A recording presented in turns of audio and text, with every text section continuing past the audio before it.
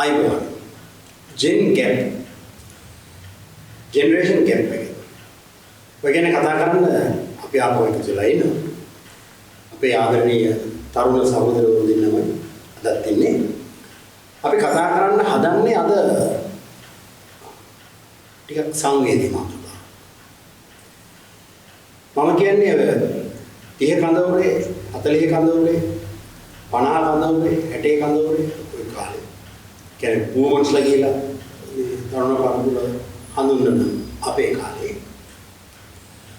පොඩි දරුවෙකුට අසනීප වුණොත් අම්මා තාත්තා උස්සගෙන යන ස්පිරිතාලෙට.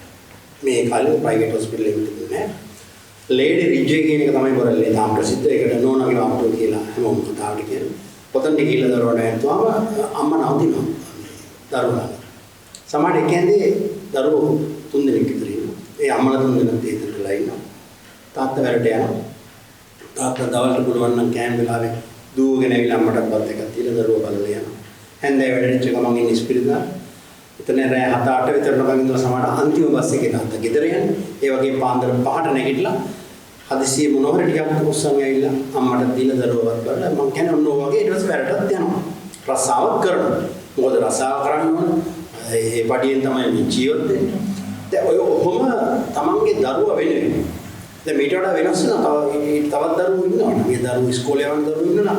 තාත්තා හරි අමාරුවෙන් කොහොම හරි ගිහලා මේ ඉස්කෝලේ යවන්නත් උනා අනිත් දරුවෝ. මේ தත්ත්වය අද වෙනකොට දැන් අපි හිතමු අවුරුදු 80ක විතර තාත්තා කෙනෙක් අම්මා කෙනෙක් අසනීප වෙලා හොස්පිටල් ඇඩ්මිට් කළා. ඒ ළමයි අර පුංචි කාලේ නෝනාවත් රැඳී තියන් හිටපු බබා පොඩක් ලොකු වෙනවා. එයා යනවද දවල්ට බලන්න හැන්දෑවට බලන්න. එහෙම නැත්නම් උදේ 6ට කිරි ටිකක් අරන් කැම ටිකක් අරන් යනවා. සමහර වෙලාවට යන්න වෙන්නේ හැන්දෑවට මතක් වෙනවා මේ ගෙදර ගිහිල්ලා කල්පනා කරන්නේ මට මේ අද දවසම මීටින් මට යන්න බැරි වුණා. මට හැන්දෑවෙන් මට අවුට්ස්ටේෂන් යන්න. මට දැන් කොහොමද තාත්තා? ඊට පස්සේ කෝල් එකක් දීලා බලනවා. එහෙම වුණොත් පුළුවන්කමක් තියෙනවා නම් ඇටෙන්ඩන්ට් කෙනෙක් කරි ඒ ලෙඩ බලා ගන්න කවුරු හරි සාන්තු සේවකයෙක් කෝල් එයාට කීයක් හරි දීලා අම්මා ගාව තාත්තා ගාව මාත් මේක ගැන වැඩිහිටි නමුත් මේක මේ පොඩි සංවේදීකතියක් තියෙන කොච්චර හොඳට සැලකුවත් පිට කවුරු හරි නැවතිලා නමුත් තමන්ගේ දරුවගේ මූණ දකින්නකොට අර දෙමව්පියන්ගේ තියෙන ලෙඩ රෝග වලින් 75ක් හොඳ වෙනවා. බෙහෙත් වලින් හොඳ කරන්න තියෙන 25යි. එතකොට අපිට හිතෙනවද දෙමව්පියෝ දරුවන්ට ආදරේ තරමටම දරුවෝ දෙමව්පියන්ට ආදරේ නැද්ද කියන එක. මේක අතිශය මානසික ගැටලුවක්. මොකද මේක අපි කතා කරලා වැඩක් නැහැ. අපි මේ ජෙන්සීලගේ අහමු ඒ ගැන මොකද්ද ඔයගොල්ලෝ හිතන්නේ කියලා. මෙන්න ආරාධනාව මේ ජෙන්සීලා දෙන්නට. විදුෂාන් වසින් කතා කරා. ඔව් ඒක ඉතාමත්ම සංවේදී කාරණයක්. ඇත්තටම ගත්තොත් ඕක අර මේ කිව්ව විදියට ඒ කාලේ ඇත්තටම මිනිස්සුන්ට තමන්ගේ පවුලත් එක්ක ඉන්න ගොඩක් කාලය තිබ්බා. ඒ කියන්නේ පවුල කියන එක ගත්තොත් කුටුම්බිය කියන එක ගත්තොත් ගොඩක්ම බූමර්ස්ලාට ඒගොල්ලන්ට ඇත්තටම ඒක තමයි ක්ලෝස්. හැබැයි පරම්පරාවේ ඉන්න වැඩි දියුණු වෙද්දී මේ පවුල කියන එක ඇත්තටම අපි ගත්තොත් අපේ ලංකාවේ තමයි දැනට ගත්තොත් මේ පවුල කියන එක මේ තරමට හරි ක්ලෝස් වෙලා තියෙන්නේ. ලඟ වෙලා තියෙන්නේ. දැන් අපි ගත්තොත් වෙන පිට රටවල් වල ගත්තොත් ඇමරිකාව, යුරෝප් කන්ට්‍රීස් ගත්තොත් ඊළඟට අපි ඔය ඉන්න අපි ආසියාවේ ගත්තොත් මේ ජපානය, කොරියාව ඒ වගේ රටවල් වල මේ පවුල කියන එක දැන් ඇත්තටම ගත්තොත් පොඩ වෙන වෙලා යන මේ කාලවකවානුවක් තමයි තියෙන්නේ. මොකද දැන් අපි ගත්තොත් උදාහරණයක් විදිහට ඇමරිකාව ගත්තොත් ඒගොල්ලෝ දැන් පවුල කියන්නේ ඒගොල්ලෝ අම්මයි තාත්තයි ඉන්නවා ළමයා අවුරුදු 18 වෙනකම් හොඳට බලා ගන්නවා අවුරුදු 18න් පස්සේ ගෙදරින් යන්න කියනවා. තමන්ගේ රස්සාවක් වාගෙන වෙනම ගෙදරක් වාගෙන පවුල් පන්සලක් වෙලා ඉන්න කියනවා. අම්මයි තාත්තයි දරුවගෙන් නිදිලා ඒගොල්ලෝ වෙනම ඒගොල්ලන්ගේ රස්සාවක් කරනවා නම් එහෙමයි නැත්නම් ඒගොල්ලෝගේ රිටයර්මන්ට් එකක් තියෙනවා නම් ඒගොල්ලෝ කරන්නේ එක එක රටවල් වලට ගිහිල්ලා එන්ජොයි කරනවා එක එක ස්ටේට්ස් වලට ගිහිල්ලා එන්ජොයි කරනවා මේ වගේ. ඒ කියන්නේ කොයිම වෙලාවකත් අර දරුවකින් යැපෙන්නේ නැහැ ඒගොල්ලෝ. දරුවා වෙනම මේකට යනවා වෙනම පාරක යනවා දෙවොම්පි වෙනම පාරක යනවා. හැබැයි එහෙම කියලා දරුවෝ කොයිම වෙලාවකත් අර මේ දෙමෝපියන්ව අත්තරින්නේ නැහැ. එහෙම එකක් ඒගොල්ලන්ට තියෙනවා. ඒගොල්ලන් කාල්චර් කරනවා. ඒගොල්ලෝ මොකක් හරි දෙමෝපියන්ට මොකක් හරි ලෙඩක් ආවොත් මොකක් හරි ප්‍රශ්නයක් ආවොත් ඒගොල්ලෝ ඩිරෙක්ට් ඒගොල්ලන්ට ගිහිල්ලා සපෝට් කරනවා. නමුත් දෙමෝපියෝ කොයිම වෙලාවකත් අර දරුවන්ගෙන් යැපෙන්න බලාගෙන ඒගොල්ලන්ගෙන් යම් කිසි දෙයක් බලාපොරොත්තු වෙන්නේ නැහැ. ඒ ඒගොල්ලන්ගේ කල්චර් එක. නමුත් අපි මම හිතන්නේ අපේ ලංකාවේ කල්චර් එක එහෙම නෙමෙයි. අපි පවුලට බෙදලා වැඩි අතරම ඒක අපේ ලංකාවේ සහ ඉන්දියාවෙත් එහෙම තියෙනවා. මම දැකලා තියෙනවා එක ඉන්ටර්විව් එකක දවසයි අයිෂා රායි ඉන්නවා ඇමරිකන් ඉන්ටර්විවර් කෙනෙක් එක්ක. එයා ඩේටා හොස්ට් කෙනෙක්. එයා කියනවා ඇයි ඔයා මෙච්චර ඒගොල්ලන්ගේ කල්චර් එකත් එක්ක එයා සංසන්දනය කරන්නේ විලේට් නයිට් හොස්ට් අහනවා ඇයි ඔයා මෙච්චර දැන් ඔයා ඉන්නේ අම්මයි තාත්තයි එක්ක. අවයා කියනවා අයිෂා රායි කියනවා අම්මයි තාත්තයි එක්ක ඉන්නේ. මේ ඊට පස්සේ හොස්ට් අහනවා මෙච්චර වයස් වෙලා මෙච්චර දවස් වයස අවුරුදු 30ක් 40ක් නේ මෙච්චර වයස වෙලා ඒවා අම්මයි තාත්තයිත් එක්ක ඉන්නේ. එහෙම කියලා අයිෂා රායි කියනවා. අයිෂා රායි කියනවා ඒක අපේ ඉන්දියාවේ ඒ කියන්නේ අපේ සවුත් ඒෂියාවල ඒක සම්ප්‍රදාය කල්චර් එක. මේ අපිට ඕනේ නැහැ කියනවා කොයිම වෙලාවක කෝල් කරලා අම්මගේ තාත්තගෙන් මේ වෙනම වෙලාවක් ඉල්ල ගන්න රිසර්වේෂන් එකක් ඉල්ල ගන්න ඩිනර් එකකට. ඔයාලට අන්න එහෙම මේකක් තියෙනවා. එතකොට අපි ඇත්තටම ගත්තොත් අපේ ශ්‍රී ලංකාව ඉන්දියාව ගත්තොත් ඒක පවුල කියන එක ලොකු ට්‍රයිබ් නීට් ගොඩක් බැඳිලා ඉන්නේ. නමුත් මේ තියෙන ජෙනරේෂන් අපි දැන් ගත්තොත් ජෙන් Z එක මිලේනියල්ස්ලා ගත්තොත් මිලේනියල්ස්ත් ඒගොල්ලෝ තාක්ෂණයත් එක්ක ඒගොල්ලෝ තාක්ෂණය අතපත ගාපුවා. ඒගොල්ලොත් ගත්තොත් ඒගොල්ලෝ දැන් පොඩ අර වෙස්ටර්නයිස් වෙන්න බලනවා. නේද? පොඩ්ඩක් මේ යන්න බලනවා ආයි ඇමරිකාව UK පැත්තට. ඒකට ගොඩක් හේතු මම හිතන්නේ ඔය දැන් කිව්වා වගේ අර මේ ප්‍රස්සාවක් කරලා දෙමෝපියන්ව බලන්න ඉච්චර වෙලාවක් මම හිතන්නේ ඒක අපේ මේ තරංගය ඒක මම හිතන්නේ නේද? ජොබ් බිස්නස් කාරීත්වය මෙහෙමයි. අර අපිට ආරම්භය දුන්නා වගේ අපි කියන්නේ මේක ඉතාමත් සංවේදී කාරණාවක්. දෙමෝපියන් අපිව බලාගත්තට අපි දෙමෝපියන්ව බලා ගන්න නැද්ද කියන එක. මට හිතෙන විදිහට මේක අර කමියුනිකේෂන් කරන විදිහ අපි ඒ දවස්වල අපි කියන්නේ දෙමෝපියන් කියන කාරණාව නැතුව අපි නිකමට ගත්තොත් ආදරය කරන ආදරවන්තයට අපි ඒ දවස්වල ලියුමක් යවලා සතියක් දෙකක් බලන් ඉඳලා ඒක රිප්ලයි එකක් එනකම් බලන් ඉන්න කාලය තිබ්බා ඒ කාලේ. හරි. දැන් අපි මොකද්ද කරන්නේ? තරහ වුණත් යාළු වුණත් කියන්න ඕන දේ කෑවට ඕන දෙයක්. මැසේජ් එකක් දැම්මම අනිත් පැත්තට රිප්ලයි එකක්. ඔය වගේම තමයි දැන් අර හැමදේම ඒ මම කිව්වේ පොඩි දෙයක්. ඒ වගේ තමයි හැමදේම. ඒ දවස්වල අපි ජොබ් එකක් විදියට බලුවොත් අපිව පුළුවන් තරම් යවන්නේ ડોක්ටර් කෙනෙක් වෙන්න, ඉංජිනේර කෙනෙක් වෙන්න, රජයේ සේවකයෙක් වෙන්න හේතුව අපිට පෙන්ෂන් එකක් හම්බ වෙනවා. ඔය නිසා. හැබැයි දැන් එක ජොබ් එකක් කරලා ජීවත් වෙන්න අමාරුයි. මේ තියෙන කල්චර් එක, මේ තියෙන වටපිටාව සහ මේ තියෙන ඉකොනොමි එකත් එක්ක. ලංකාවේ තියෙන ඉකොනොමි එකත් එක්ක. ගොඩක් කට්ටිය රට යනවා. ඒක අපි වෙනම කතා කරන්න ඕන දෙයක්. එතකොට අපි ලංකාවේ ඉඳන් සබයි වෙනවා නම් අපි කොච්චර අපිට බැන්නත් සල්ලි පස්ස යනවා කියලා සල්ලි නැතුව බෙර තැනක් ඇවිල්ලා තියෙනවා. මොකද ඒ දවස්වල අපි රජයේ හොස්පිටල් එකට ගිහිල්ලා තේත් කරලා ඒ ටික අපි කරගත්තට දැන් අපි රජයේ හොස්පිටල් එකට ගියත් ප්‍රයිවට් හොස්පිටල් එකට ගියත් වියදම් වැඩි. ලෙඩක් හැදුනාත් අපිට කන්න බොන්න ගියත් ඒ දවස්වල අපි රුපියල් 1000 ගෙනින් කඩේකින් ලොකු බඩුමල්ලක් අරන් ආවට දැන් අපි රුපියල් 1000 අරන් ගියොත් පොඩි shopping bag එකක් පිරෙන්නවත් බඩු අරන් එන්නේ මොකද shopping bag එකටත් දැන් ගානක් කයි බව. ඉතින් ඒ වගේ වටපිටාවක් ඒ වගේ ඉකොනොමි එකක් තියෙද්දි මම හිතන්නේ මේ අපි දෙමෝපියන් ගැන හිතන්නේ නැතුවත් අපි දෙමෝපියන් ගැන වැඩිහිටියන් ගැන ආදරයක් නැතුවත් බැඳිලා නැතුවත් නෙමෙයි දැන් තියෙන මේ පරිසරයක් මේ වටපිටාවත් එක්ක හැදිච්ච දෙයක්. අපි ඕන වෙලාවක අපිට පුළුවන් හැම වෙලේම අම්මා තාත්තා වෙනුවෙන් ලෙඩක් දුකක් වේවා ඕනම දෙයකදී ඉන්නවා. ඉතින් හොඳම උදාහරණයක් අරගෙන අම්මලා තාත්තලා අපිට දැන් අර මුලින් කිව්වේ මේ ළඟ නවතින්න විදියක් නැහැ කියලා.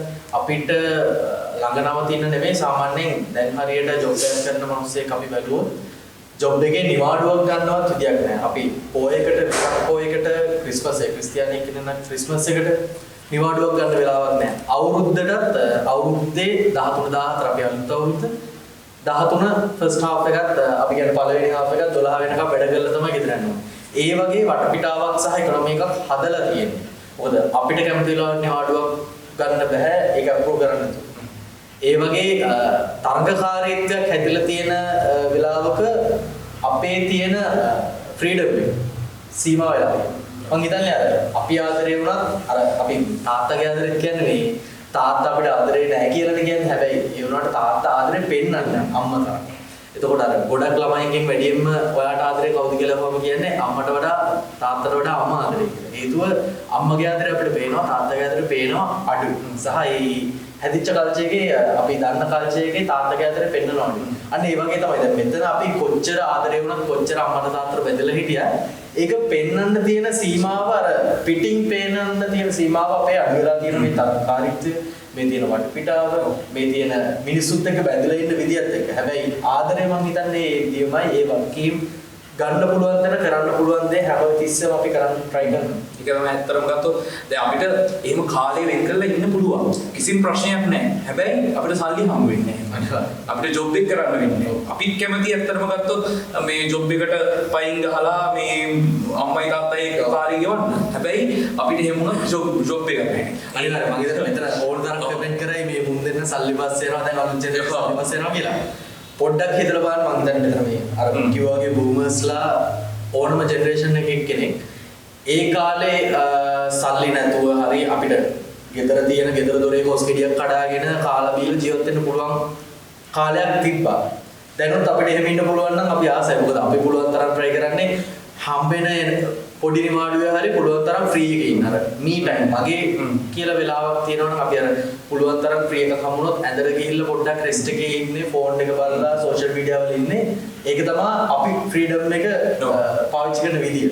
ඉතින් ඒකත් එක්ක මම හිතන්නේ විදුෂාන්ත වගකීම ගන්න නැතුව නෙමෙයි වගකීම ගන්නවා පුළුවන් හැම වෙලාවකම අපි අපේ ආදරේ පෙන්නනවා. හැබැයි ඒක මම හිතන්නේ අර බාහිරින් විතරක් ආදරේ බැලුවොත් වගකීම් කරනවද නැද්ද කියලා බැලුවොත් මම හිතන්නේ පේන විදිය වෙනසක් තමයි තියෙන්නේ. කොහොමත් අයියේ රසදොයි මේ ගොඩක් දැන් දෙමෝපිය වයසට ගියාම ඒගොල්ලන්ගේ මේ ඉන්කම් එක වෙන්නේ ඇත්තටම දරුවෝ. දැන් මේ තියෙන ජෙනරේෂන් එක අනුව. එතකොට ඒ දරුවෝ දන්නවා දැන් දෙමෝපියන්ට දැන් කොහොමත් සල්ලි හම්බ කරන්න බැහැ. ඒගොල්ලන්ගේ මේ ඉන්කම් එක අපි. එතකොට මම කිව්වා වගේ අර තියෙන අපි ලංකාවේ ඉන්දියාවේ තියෙන කල්චර් එක අනුව ඇත්තටම දෙමව්පියෝ ගැන බලන්න ඕනේ ළමයි ලොකු වුණාම ළමයි බලන්න ඕනේ. ඒගොල්ලෝ ජොබ් එකක් කරලා ඒගොල්ලෝ සල්ලි දෙන්න ඕනේ. දෙමව්පියන් සර්වයිව් වෙන්න. එතකොට ඇත්තටම ගත්තොත් අර කියවන තමයි තියෙන්නේ. කිල්හින්ද අහක දාන්නත් බෑ, උන්හින්ද බොන්නත් බෑ වගේ සීන් එකක් තමයි අපිට තියෙන්නේ. එතකොට අපිට ජොබ් එක කරන්නත් ඕනේ. ජොබ් එක කරද්දී අපිට ඕන වෙන වෙලාවට නිවාඩු ගන්න බෑ, මැනේජර් එකකින් කියන්න බෑ අම්මා අසනීපයි තාත්තා අසනීපයි මට නිවාඩුවක් දෙන්න කියලා. කොහොම වෙලාවත් එහෙම කියන්න බෑ. එතකොට මේ මැනේජර් කරන්නේ ආයෙනම් අම්මයි තාත්තයි බලන් ඉන්න රසාවට එන්න එපා කියලා එහෙම එකක් තමයි කියන්නේ. තමන්ගේ ජීවිතේ මම හිතන්නේ සාමාන්‍යයෙන් අපි ජොබ් එක නිවාඩුවක් ගන්න මේ වෙඩින් තමන්ගේ වෙඩින් එකට උනත් නිවාඩුවක් ගන්න මාර ගේමක් දීලා. ඒක තමයි. ඒ වගේ කාලයක් එක්ක තමයි ජොබ් එකක් කරද්දී හැමදේත් එක්කම ලිමිට් වෙලා නෙමෙයි. හැබැයි අපි ආයෙ කියන්නේ අපේ හිතේ තියෙන සහ ඒ වගකීම ඒ තියෙන ආදරය ඒ විදියමයි ඊට වඩා වැඩි මිසක් අඩු නැහැ. හැබැයි අර තාත්තගේ ආදරය වගේ එළියෙන් දකින ආදරේ නම් ඔයාලා හිතන්නේ ආදරය කියලා වගකීම කියලා අපේ ජෙනරේෂන් එකේ පේන එක අඩු ඇති වෙන්න පුළුවන්. හැබැයි අපි නැවතත් කියන්නේ අපේ ආදරේ එන්නෝයි අපේ වගකීම ගන්න විදිය ඒ විදියමයි. විදුෂාන් මොකද කියන්නේ ඉතින් අන්තිමට ඒක තමයි අන්තිමේට කියන්න තියෙන්නේ ඒගොල්ලන්ට අපි ආදරේ කියලා අපි පෙන්නන්න ඇත්තටම මේ තියෙන ජෙනරේෂන් එකට වෙලාවක් නැතිකමයි තියෙන්නේ. වෙලාවක් නැති ආදරේ නැතුව නෙමෙයි. ආදරේ උපරිමයෙන්ම තියෙනවා. නමුත් අර දැල් දාලා හිර කළා වගේ මේ තියෙන තරගෙත් එක්ක මේ තියෙන මේ කාලේ තියෙන මේ තියෙන මේ ජොබ් එකේ තියෙන වැඩවලට හිරවීමත් එක්ක තියෙන මේ තරගෙත් එක්ක ඇත්තටම අපිට ඒක සඳහා යොදන්න වෙලාවක් නැහැ. වෙලාවක් තියනවා නම් අපි කැමතියි. නමුත් මේ තියෙන සිටුේෂන් එක මේ තියෙන මේ එන්වයරන්මන්ට් එකත් එක්ක අපිට වෙලාවක් නැහැ. අනිවාර්යයෙන් දැන් අර සරලවම කියනවා නම් අපේ අම්මලා තාත්තලා අපේ වැඩිහිටියෝ තමන්ගේ අම්මා තාත්තට තමන්ගේ වැඩිහිටියන්ට දුන්නු ඒ ආදරය ගෞරවය ඒ කරපු විදියටම අපෙන් බලාපොරොත්තු වෙනවා නම් ඒක ඇත්තම කාරණාව ඒක ඒ විදියට පෙන්වන්න වෙන්නේ නැහැ. ඒ වගේමයි අපිත් තේරුම් ගන්න ඕන දෙයක් අපේ ළමයින්ගෙන් කවදා හරි අපි මේ කරන විදියට මේ විදියට සම්බන්ධ වෙලා මේ විදියට ඉන්න නොවෙන්න පුළුවන්. අර කලින් කිව්වා වගේ ඇමරිකාවේ වගේ අවුරුදු 16න් එළියට යන සංස්කෘතියක් එන්න පුළුවන්. අනිවාර්යයෙන්. ඒක සම්භාවිතාවක් තියෙනවා. දැන්ටමත් මම හිතන්නේ එහෙම සමහර ගෙවල් වල එහෙම කරනවා. අපේ ලංකාවේ වුණත්. ඒ හින්දා ඒකටත් අපි ලෑස්ති වෙලා ඉන්න අවශ්‍ය නැහැ. ඕක තමයි ඉතින් අපිට අද මේ සම්බන්ධව කතා කරන්න තියෙන්නේ. බොහොම ස්තුතියි හාකිටියට. Thank you. අයිබෝන්. දෙමව්පියෝ දරුවන්ට ආදරේ තරමට දරුවෝ දෙමව්පියන්ට ආදරේ නැද්ද? ආදරේද තියෙන ආදරේ පෙන්වන්න විදියක් නැද්ද? දැන් අපි අහන් හිටියා ජෙන්සිලාගේ අදහස. ඇත්තටම මේක බොහොම මානසික ප්‍රශ්නයක් මේ ආදරේ කියන එක. ඒ වුණත් ඒක ඊටත් වඩා මානසිකයි මේ ඒ ජෙන්සිලා දැන් අද පත්තල ඉන්න තත්ත්වෙත්. ඒක මම හිතන්නේ වැඩිහිටියෝ හැටියට අපි තේරුම් ගන්න ඕන. මම හිතනවා වැඩිහිටියන්ගෙන් 75%කටත් වඩා මේ තත්ත්වෙ තේරුම් ගන්න ඉන්නේ. ඒගොල්ලෝ කියන්නේ මේ දරුවන්ට කරදර කරලා තාත්තලා අපි අහනවා. දැන් ඇහිලා තියෙනවා. මේ දරුවන්ට කරදර කරන්න එපා. ඒගොල්ලන්ට වැඩ තියෙනවා. ඒගොල්ලන්ට ඒගොල්ලන්ගේ වැඩ තියෙනවා. එහෙනම් අපිට පුළුවන් නම් දැන් මේ පෙන්ෂන් ගිහිල්ලා නිකන් ගෙදර ඉන්න වෙලාවේ ඒගොල්ලන්ට පොඩ්ඩක් උදව් කරන්න බලන්න. ඕම අදහස් තියෙන වැඩිහිටියෝ අපිට හම්බ වෙලා බලමු. ඔයගොල්ලෝ අහන් හිටියා ජෙන්සිලාගේ අදහස. ඔයගොල්ලන්ටත් මොනවාරි අදහස් තියෙයි කියන්නේ ඒ මොනොත් කමෙන්ට් කරන්න. මොකද්ද ඔයගොල්ලෝ හිතන්නේ දැන් මේ ටික තේරුම් ගත්තා නම් ඒ තේරුම් ගත්ත දේ එකත් පාදක කරගෙන කමෙන්ට් කරන්න. එහෙම නැත්නම් ඔයගොල්ලන්ට අපිත් එක්ක සම්බන්ධ වෙලා කතා කරන්න ඕන ඒක කියන්න. ඕන දෙයක් කියන්න පුළුවන් ඕනම වයස් සීමාවක් කෙනෙකුට මේ අදහස මොකද මිනිස්සුયો නම් ඔක්කොම මිනිස්සු වයස් සීමාව කොච්චර වුණත් මේ හැංගීම් දැනීම් කියන ඒවා එකයි. ඒ හින්දා අපි ආය හම්බ වෙමු. එතකම් ජෙන් ගැප් වලින් අපි අදට සමු ගන්නවා. ඔසේමට සැප සතුට සහ ජය